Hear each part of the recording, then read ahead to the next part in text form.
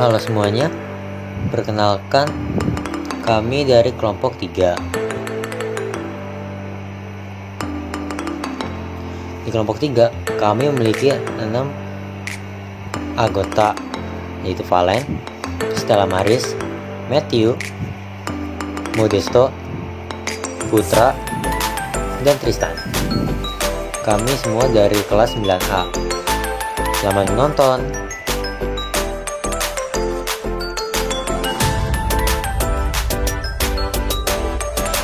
Halo semuanya, perkenalkan nama saya Modesto Kontrak Purnama dari kelas 9A.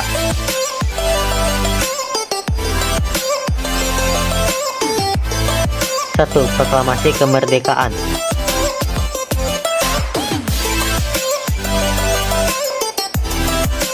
A. Persiapan kemerdekaan Indonesia. Pada akhir tahun 1944, posisi Jepang dalam perang Asia Pasifik semakin terdesak. Satu demi satu daerah jajahannya jatuh ke tangan pasukan sekutu. Untuk menghadapi sekutu, Jepang mencari dukungan kepada bangsa-bangsa yang diduduki dengan memberi janji kemerdekaan. Pada tanggal 7 September 1944, Perdana Menteri Jenderal Kenichi Koizumi menjanjikan kemerdekaan pada Indonesia. Janji ini kebuka di depan parlemen Jepang dengan bertujuan menarik simpati Indonesia. Dia menjanjikan pengibaran bendera merah putih di kantor-kantor, tapi harus berdampingan dengan bendera Jepang. 1. Pembentukan Badan Pendidik Usaha Persiapan Kemerdekaan Indonesia dalam kurung BPUPKI.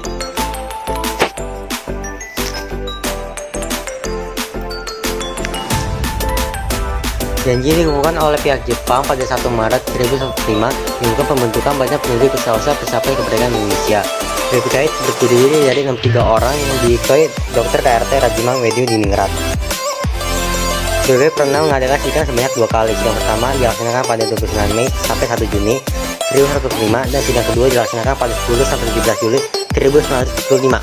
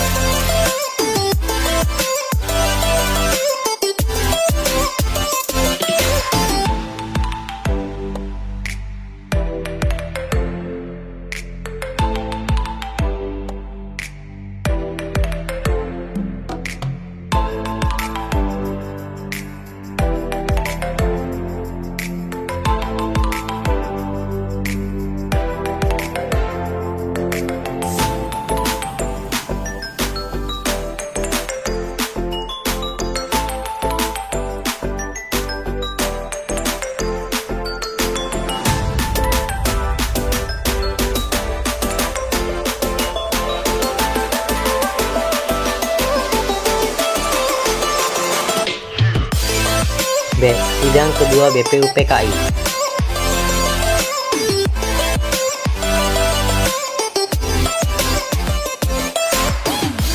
Sidang kedua membahas rencana Undang-Undang Dasar UUD yang ini membicarakan bentuk negara. Bentuk negara mewujudkan panitia kecil beranggotakan 19 orang untuk mempercepat sidang. Ini bernama panitia perancang UUD yang diketuai Soekarno. Panitia perancang UUD membentuk panitia lebih kecil beranggotakan 7 orang diketuai oleh Supomo untuk merumuskan batang tubuh UUD. Tanggal 14 Juli 2005, panitia perancang UUD diketuai karena melapor hasil kerja panitia, yaitu 1. Pernyataan Indonesia Merdeka. 2. Pembukaan Undang-Undang Dasar. 3. Batang tubuh UUD. Dengan demikian, panitia perancang UUD telah selesai melaksanakan tugasnya. Tanggal 16 Juli 1945, BPPKI menerima dengan bulat naskah Undang-Undang Dasar yang dibentuk panitia perancang UUD.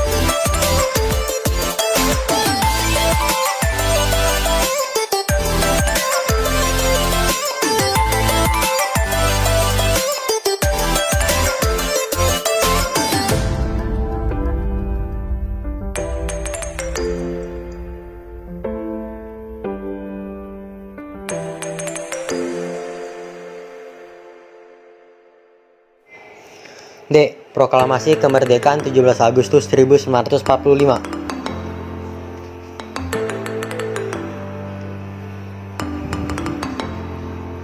Proklamasi adalah momentum penting bagi bangsa Indonesia. Sejak tanggal 17 Agustus 1945, tepat pukul 10 WIB, upacara proklamasi kemerdekaan Indonesia dimulai.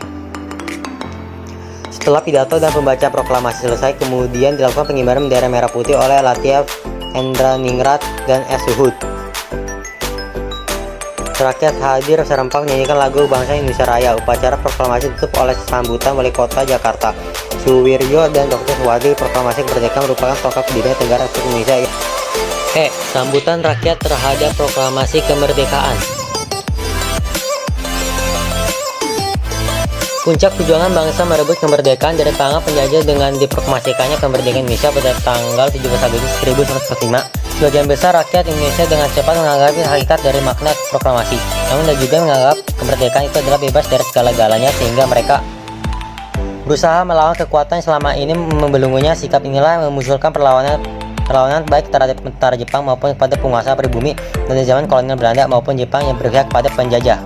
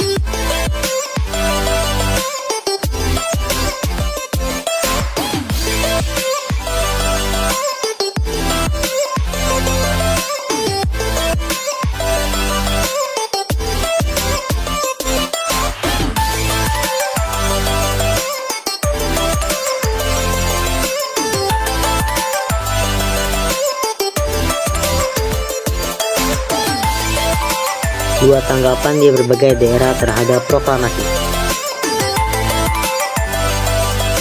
Berita proklamasi menyebar ke berbagai daerah di Indonesia. Doa syukur tempat-tempat ibadah sesuai dengan agama dan kepercayaannya. Rasa syukur terhadap kemerdekaan bukan hanya diucapkan dengan lisan, tapi juga dibuktikan dengan perbuatan. Semangat kemerdekaan telah membakar keberanian rakyat Indonesia di berbagai daerah.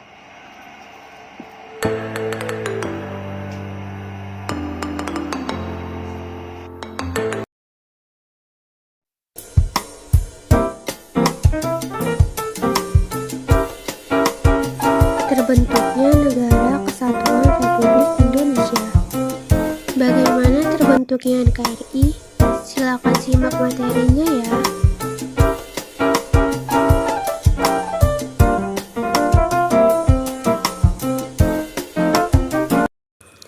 Pada saat proklamasi kemerdekaan Indonesia, tanggal 17 Agustus 1945, Indonesia belum memiliki kepala pemerintah yang jelas.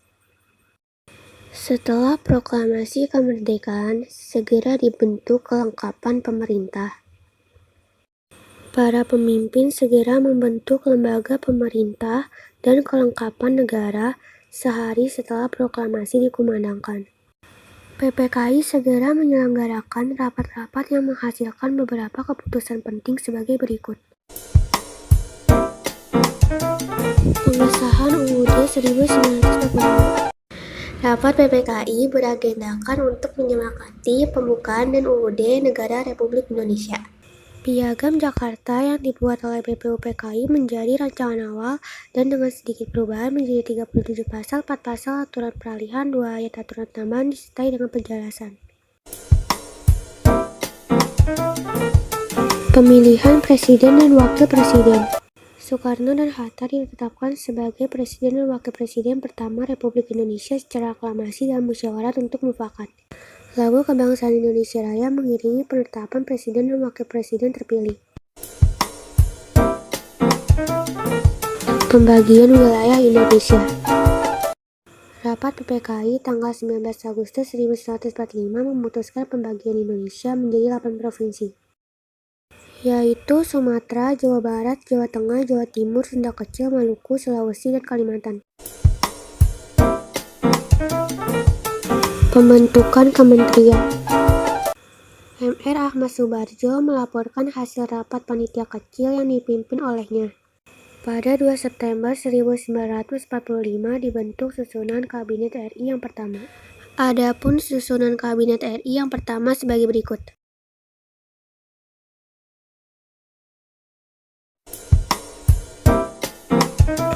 Pembentukan KANIPE.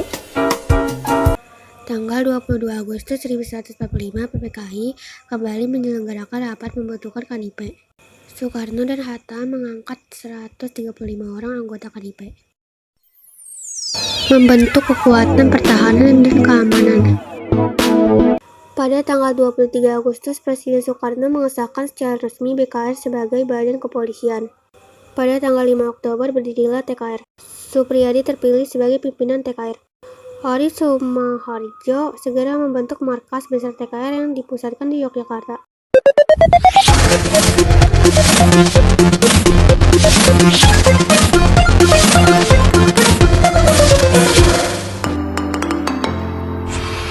Halo semua, teman-teman kesemuan tugas IPS.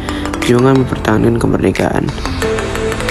Setelah memproklamasikan kemerdekaannya pada 17 Agustus 1945, bangsa Indonesia Mesir semua di Belanda yang mengembalikan kekuasaan atas Indonesia dalam mempertahankan kemerdekaannya. Perjuangan fisik Insiden Hotel Yamato. Insiden Hotel Yamato adalah peristiwa perbaikan bendera Belanda merah putih biru menjadi bendera Indonesia merah putih. Insiden Hotel Yamato terjadi pada tanggal 9 September 1945 di Hotel Yamato. Tindakan tersebut menimbulkan kemarahan rakyat Surabaya. Mereka mendatangi hotel itu dan berusaha menurunkan bendera tersebut. Akhirnya bendera Belanda berhasil diturunkan. Peristiwa kedua, pertempuran Surabaya. Pertempuran Surabaya merupakan satu rangkaian peristiwa pertempuran yang terjadi antara tentara Indonesia dan tentara sekutu yang berlangsung sejak tanggal 20 Oktober sampai 20 November 1945. Pertempuran Surabaya diawali dengan kedatangan Brigade 49 Divisi India ke-23 tentara sekutu di bawah komando Brigadir Jenderal A.W.S. Malabi pada 25 Oktober 1945 di Surabaya. Tugas pasukan ini adalah melucuti tentara Jepang dan menyelamatkan para tahanan perang sekutu di Indonesia. Semula pihak Indonesia menyambut baik kedatangan tentara sekutu, tetapi setelah diketahui bahwa bersama rombongan tentara sekutu muncullah pergerakan perlawanan rakyat Indonesia melawan tentara sekutu pada tanggal 30 Oktober 1945. Pertempuran 5 hari di Semarang. Pertempuran 5 hari di Semarang terjadi antara rakyat Indonesia di Semarang dengan tentara. Peristiwa ini berawal ketika para tawanan veteran Angkatan Laut Jepang yang dipindahkan dari Cepiring ke Bulu. Pemindahan ini dikawal oleh polisi Indonesia. Di tengah perjalanan mereka memberontak dan melarikan diri. Selanjutnya mereka bergabung dengan veteran Jepang yang berada di bawah Pemimpin Mayor Kido yang masih bersenjata di Jatingaleh, Semarang. Keempat, Pertempuran Ambarawa. Pertempuran Ambarawa adalah peristiwa perlawanan rakyat Indonesia terhadap tentara sekutu yang terjadi di Ambarawa, Jawa Tengah. Peristiwa ini diawali dengan kedatangan tentara sekutu di bawah pimpinan Brigadir Jenderal Betel tiba di Semarang pada 20 Oktober 1945. Di tangan mereka bertujuan untuk melucuti senjata tentara Jepang dan mengurus tawanan perang tentara Jepang yang ada di Jawa Tengah. Semula kedatangan tentara sekutu disambut baik. Bahkan Gubernur Jawa Tengah Mr. Wong Sononggoro menyepakati menyediakan bahan makanan dan keperluan lain sebagai kelancaran tugas sekutu. Adapun tentara sekutu berjanji tidak akan mengganggu kedaulatan Indonesia tanpa sepengetahuan pihak Indonesia. Ternyata tentara sekutu telah mengikutkan tentara Nica pada saat mereka membebaskan tawanan perang Belanda di Magelang dan Ambarawa. Pertempuran 5 hari di Semarang terjadi antara rakyat Indonesia di Semarang dengan tentara. Peristiwa ini berawal ketika para tawanan veteran Angkatan Laut Jepang yang dipindahkan dari Cepiring ke Bulu. Pemindahan ini dikawal oleh polisi Indonesia. Di tengah perjalanan mereka memberontak dan melarikan diri. Selanjutnya mereka bergabung dengan veteran Jepang yang berada di bawah Pemimpin Mayor Kido yang masih bersenjata di Jatingaleh, Semarang. Keempat, Pertempuran Ambarawa. Pertempuran Ambarawa adalah peristiwa perlawanan rakyat Indonesia terhadap tentara sekutu yang terjadi di Ambarawa, Jawa Tengah. Peristiwa ini diawali dengan kedatangan tentara sekutu di bawah pimpinan Brigadir Jenderal Betel tiba di Semarang pada 20 Oktober 1945. Di tangan mereka bertujuan untuk melucuti senjata tentara Jepang dan mengurus tawanan perang tentara Jepang yang ada di Jawa Tengah. Semula kedatangan tentara sekutu disambut baik. Bahkan Gubernur Jawa Tengah Mr. Wong Sononggoro menyepakati menyediakan bahan makanan dan keperluan lain sebagai kelancaran tugas sekutu. Adapun tentara sekutu berjanji tidak akan mengganggu kedaulatan Indonesia tanpa sepengetahuan pihak Indonesia. Ternyata tentara sekutu telah mengikutkan tentara Nica pada saat mereka membebaskan tawanan perang Belanda di Magelang dan Ambarawa. Para tawanan tersebut malah bersenjatai sehingga menimbulkan kemarahan dari pihak Indonesia. Hal ini menyebabkan terjadinya insiden yang kemudian meluas menjadi sebuah pertempuran. Keempat, perkembangan politik Indonesia pada masa kemerdekaan. Republik Indonesia Serikat. Sesuai hasil kesepakatan Konferensi Meja Bundar, bentuk Negara Kesatuan Republik Indonesia berubah menjadi Republik Indonesia Serikat. Sesuai dengan isi konstitusi baru itu, negara berbentuk federasi dan meliputi seluruh daerah Indonesia. Daerah Swapraja yang meliputi Kota Waringin, Sabang, dan Padang. Sistem pemerintahan RIS dipegang oleh Presiden dan Menteri-Menteri di bawah Perdana Menteri. Hatta diangkat menjadi Perdana Menteri RIS pada tanggal 20 Desember tahun 1949. Kembali menjadi Negara Kesatuan Republik Indonesia.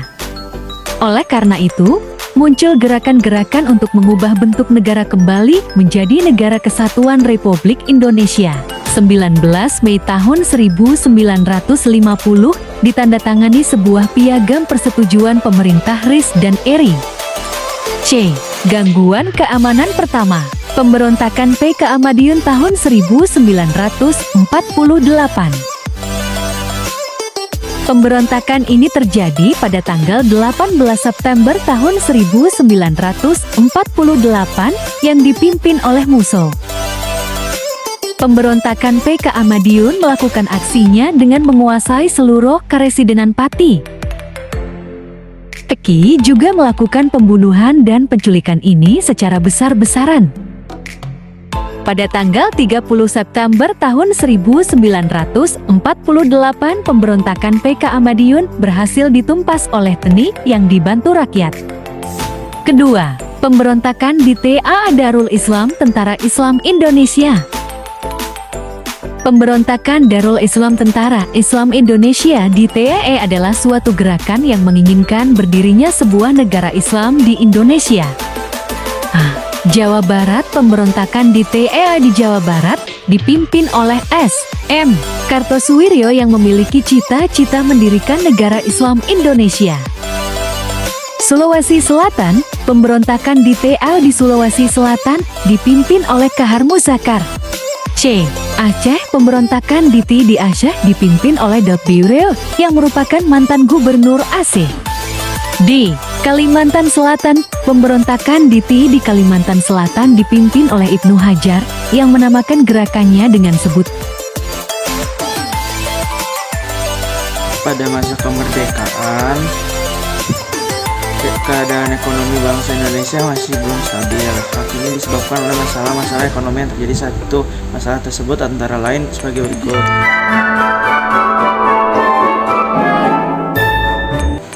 Beberapa bulan setelah proklamasi kemerdekaan, bangsa Indonesia mengalami inflasi yang terlalu tinggi. Pada saat itu, pemerintah tidak dapat menyatakan mata uang Jepang tidak berlaku karena belum memiliki mata uang sendiri sebagai penggantinya.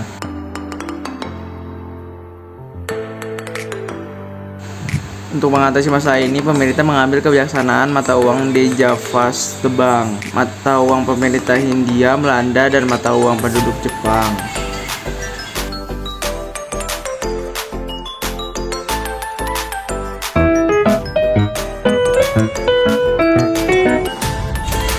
Blok laut dilakukan Belanda dimulai pada bulan November 1945.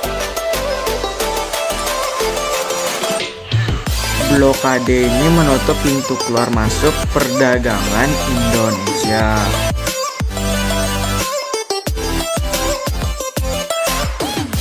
Tujuan Belanda untuk melakukan blokade ini adalah untuk meruntuhkan perekonomian Indonesia.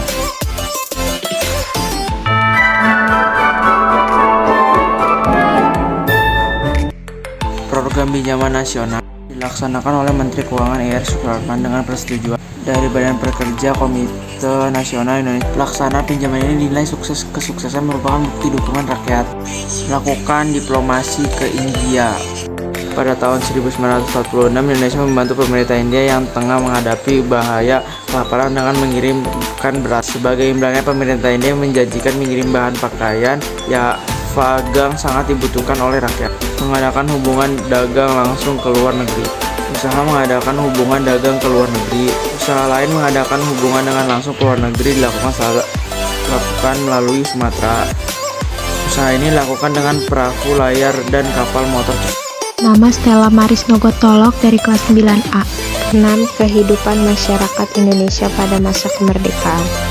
Kemerdekaan telah membawa perubahan yang sangat besar terhadap kehidupan masyarakat Indonesia. Perubahan-perubahan tersebut adalah sebagai berikut. A. Kehidupan sosial. Sebelum kemerdekaan telah terjadi diskriminasi rasial dengan membagi-bagi kelas-kelas masyarakat. Saat itu masyarakat Indonesia didominasi oleh warga Eropa dan Jepang. Sebagian besar warga pribumi hanyalah masyarakat rendahan yang menjadi pekerja bagi para bangsawan dan penguasa. Setelah Indonesia merdeka, segala bentuk diskriminasi rasial dihapuskan dan semua warga Indonesia dinyatakan memiliki hak dan kewajiban yang sama dalam segala bidang. B. Pendidikan. Pada masa penjajahan, kesempatan memperoleh pendidikan bagi anak-anak Indonesia sangat terbatas. Dari sejumlah anak-anak usia sekolah, hanya sebagian kecil saja yang sempat menikmati sekolah. Akibatnya, sebagian besar penduduk Indonesia masih buta huruf. Oleh karena itu, segera setelah proklamasi kemerdekaan, pemerintah mengangkat Ki Hajar Dewantara sebagai Menteri Pendidikan, Pengajar dan Kebudayaan, PP dan K. Ki Hajar Dewantara menjabat ini hanya selama 3 bulan. Kemudian jabatan Menteri PP dan K dijabat oleh Mr. T.S.G. Mulia yang hanya menjabat selama 5 bulan. Selanjutnya jabatan Menteri PP dan K dijabat oleh Muhammad Syafii. Kemudian ia diganti oleh Mr. Suwandi.